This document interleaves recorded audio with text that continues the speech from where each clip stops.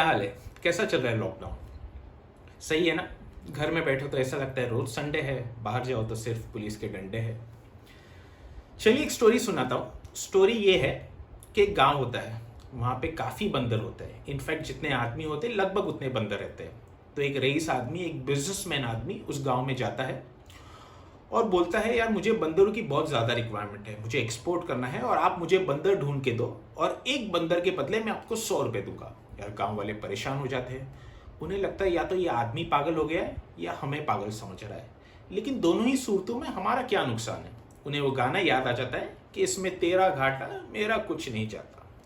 तो कुछ गांव वाले, जिसे उस रईस आदमी की भाषा समझ आ जाती है, वो सारे बंदर पकड़ के उसे दे देते हैं और एक बंदर के 100 रुपये के हिसाब से लेके निकल लेते हैं। दूसरे दिन वो फिर आता है।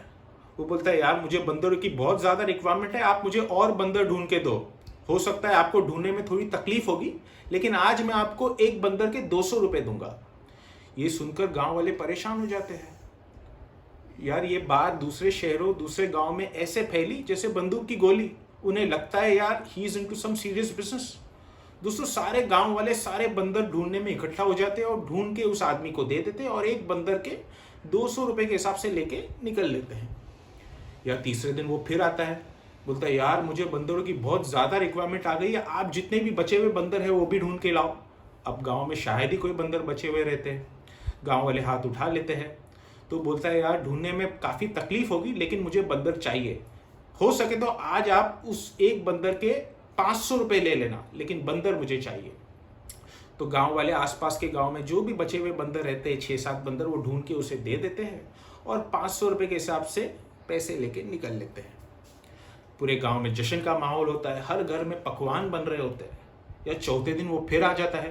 वो बोलता है, यार मुझे और कहीं ज़्यादा बंदरों की रिक्वायरमेंट थी, क्योंकि जितने बंदर मुझे भेजने हैं उससे शायद आधे ही जमा हुए हैं, तो मुझे और कहीं ज़्यादा बंदर चाहिए, आप कैसे भी करके मुझे ढूंढ के लाने हैं। गांव वाले हाथ उठा लेते हैं कि अब कोई बंदर नहीं बचा। वो बोलता है, एक काम करो, मैं एक हफ्ते के लिए कहीं बाहर जा रहा हूँ कुछ काम से, जब मैं एक हफ्ते बाद आऊँ तो आप सारे बंदर ढूंढ के रखना, कैसे भी करके दूसरे गाँव से। आपको मेहनत ज़्यादा जाएगी, लेकिन इस बार मैं आपको एक बंदर के 1000 रुपये दूंगा आने के बाद। दोस्तों, ये सुनकर गाँव वाले की आंखें चार हो जाती है। उन्हें लगता है उनके सारे सपने पूरे हो जाएंगे। उनकी माँ बहनों को कोई सूखी लाला के पास पैसे मांगने जाने की ज़रूरत नहीं है, कोई लगान भरने की ज़रूरत नहीं है, सारा अनाज अपना होगा, दूसरे को कौनों अनाज देने की ज़रूरत नहीं है।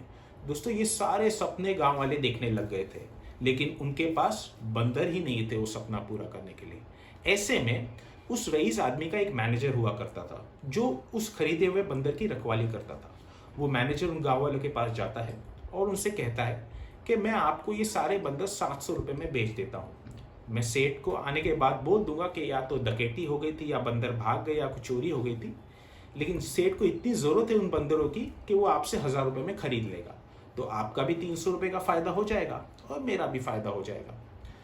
तो गांव वालों को लालच आ जाती है। जितने भी गांव वाले होते हैं, पैसे वाले लोग होते हैं उस गांव में, वो अपना सारा पैसा लगाकर 700 रुपये के हिसाब से वो बंदर खरीद लेते हैं। और जो गरीब होते हैं आपके और मेरी तरह, वो अपना घर गिरवी रखकर, कपड़े बेचकर, अनाज बेचकर, बर्तन बेचकर, जैसे तैसे करके जितनी उनकी हैसियत होती है, 700 रुपये के हिसाब से जितने बंदर खरीद सकते हैं वो खरीद लेते हैं।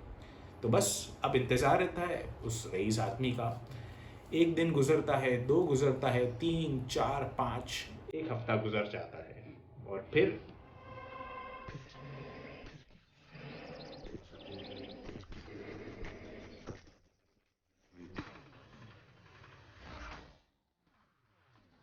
क्या, कोई नहीं आता है। 1 हफ्ता, 2 हफ्ता, महीनों गुजर जाते हैं दोस्तों। ना वो रईस आदमी आता है, ना उसका मैनेजर आता है। आती है तो सिर्फ उनकी यादें।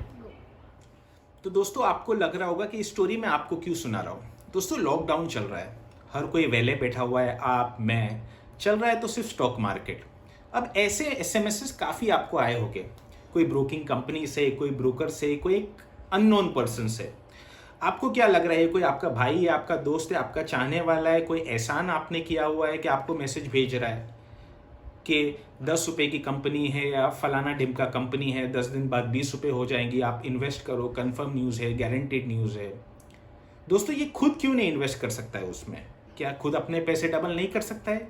या वो कंपनी जिसको वो प्रमोट कर रहा है, जो उसको दलाली दे रही है, जिसका ये भाड़े का टट्टू बना हुआ है और लोगों को बेवकूफ़ बना रहा है, क्या वो कंपनी जानते हुए कि 10 दिन बाद उसके शेयर डबल होने वाले, क्या वो कंपनी खुद अपने शेयर नहीं खरीद सकती है?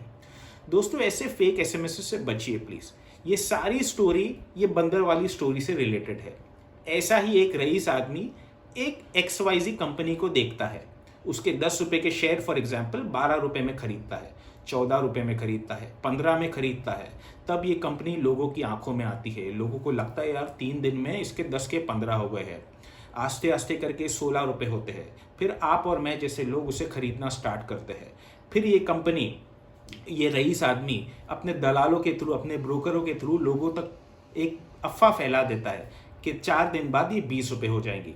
तब सारे गरीब लोग, अमीर लोग अपना घर बार बेचकर उस कंपनी की शेयर्स खरीदते हैं। 16 रुपए में खरीदते हैं, 17 में खरीदते हैं, 18 में खरीदते हैं।